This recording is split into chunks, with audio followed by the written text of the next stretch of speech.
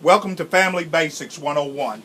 I'm Dr. Bruce McClure, and as we begin the series entitled 5 Things Couples Are Likely to Differ, we will look over a 5-lesson series at the values that typically couples are more prone to differ about. Next, we will talk about the goals that couples are more likely to differ. Third, we will look at finances as an area that couples are more likely to differ.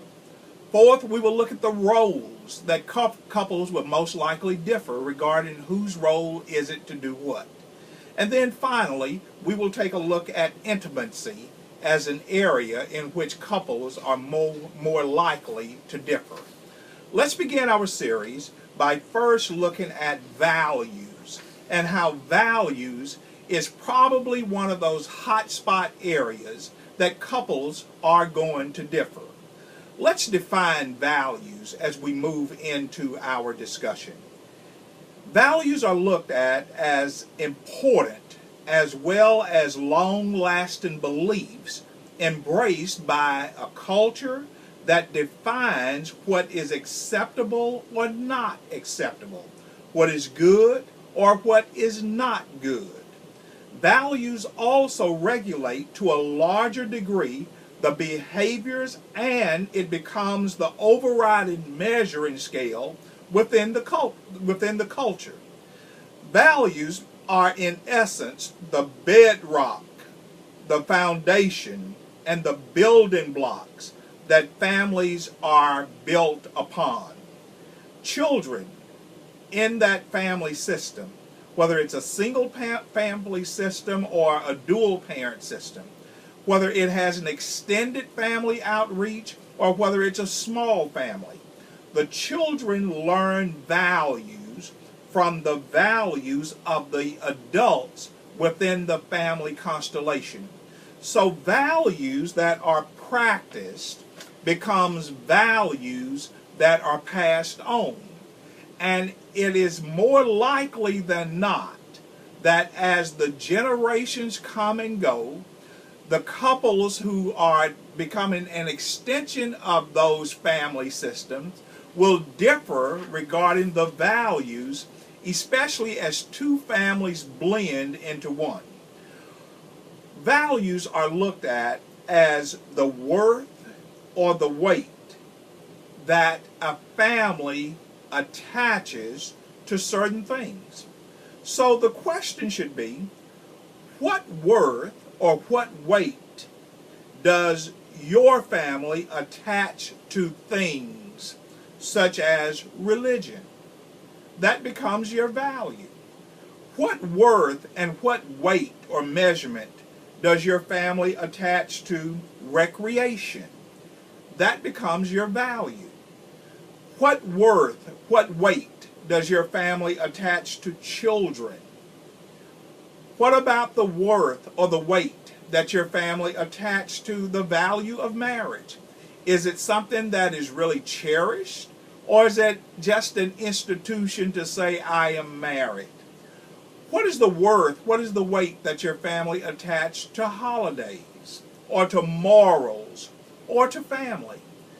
See, it becomes your worth and your weight that defines the value that you bring into a new relationship.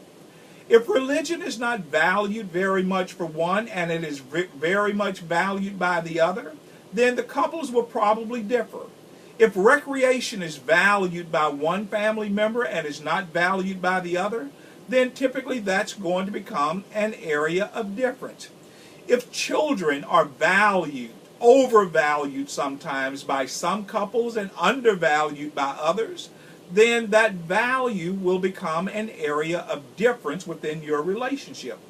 And as I stated earlier, if marriage is a covenant to be cherished, or if marriage is taken lightly, that will become a value area that possibly will lead to differences within the relationship. When it comes to holidays, every family has holidays, events that some will value higher than others.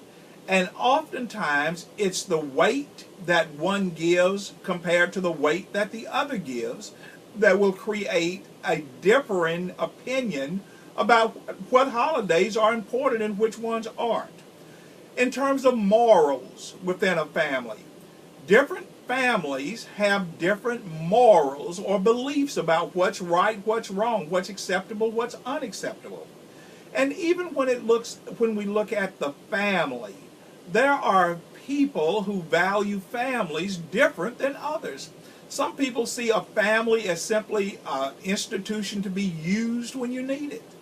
Others see a family system as something to be cherished and to honor it and to respect every member within the family system. Other people see families as just a tool to say, I am attached, but they have no allegiance and no expectation of themselves, and oftentimes not even of other family members. It's just a family. Everybody has the right to do and believe and think and behave in any way they decide. And for one family, that can be considered an out-of-control, chaotic family. To the other family, that will be perceived as, this is just a functional family like every other family. And those are the areas that families will tend to differ. When we look at traditional family values, it becomes almost subjective when couples merge into a single unit called a marriage. Traditional family values becomes potentially hotspots of differences because each family member feels their values are the most useful for a helpful home based not upon the reality of the other person, but based rather on family loyalty. So reality really goes out the window.